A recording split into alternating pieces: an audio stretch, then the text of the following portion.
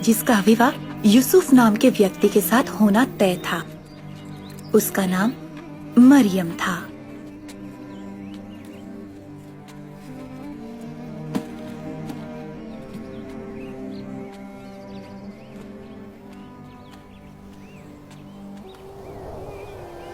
परमेश्वर आपके साथ हैं और उन्होंने आपको बड़ी आशीष दी है।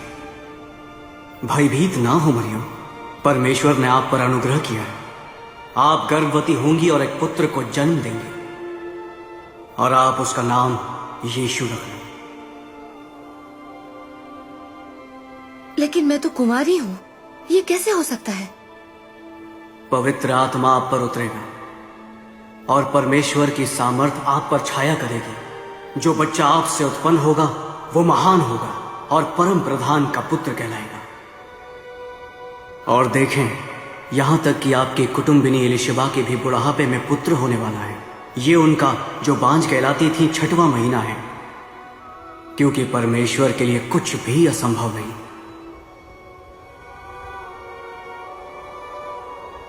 मैं परमेश्वर की दासी हूँ, जैसा आपने कहा वैसा ही मेरे लिए हो।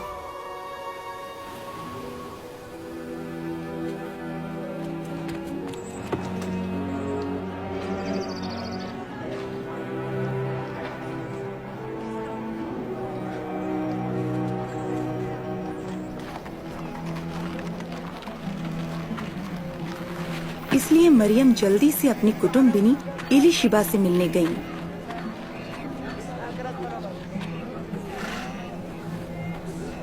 एलिशिबा, मरियम, बहन मरियम।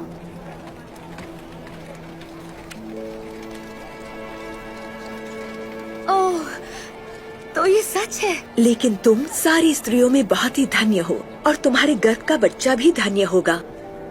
मेरे साथ ये महान बात क्यों हुई कि मेरे प्रभु की माँ मुझसे मिलने मेरे घर आई। जैसे ही मैंने तुम्हारा अभिवादन सुना, मेरे गर्भ का बच्चा खुशी से उछल पड़ा। मेरा हृदय प्रभु की बड़ाई करता है। मेरे प्राण मेरे मुक्तिदाता परमेश्वर के कारण आनंदित है, क्योंकि उन्होंने अपनी दासी को स्मरण किया है। अब से सारे लोग मुझे धन्य कहेंगे।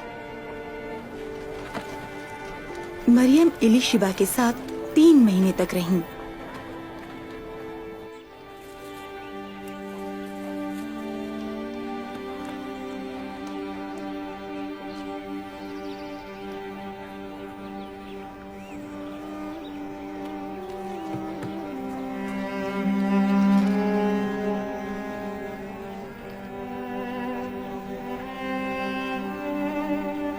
जब यूसुफ को पता चला कि उसकी होने वाली पत्नी गर्भवती है, तो उसने उसे चुपके से त्याग देने का विचार किया।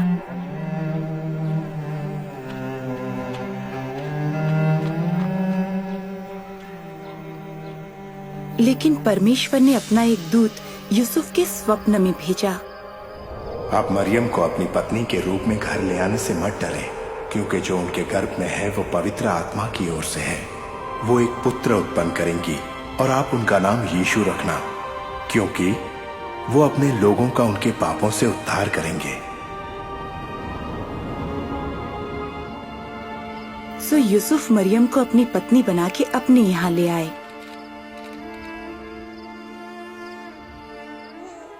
यीशु का जन्म बेथलेहम में ऐसी जगह पर हुआ जहाँ जानवर रखे जाते थे, क्योंकि यूसुफ और मरियम के लिए उनके रिश्तेदारों के यहाँ भी जगह नहीं थी।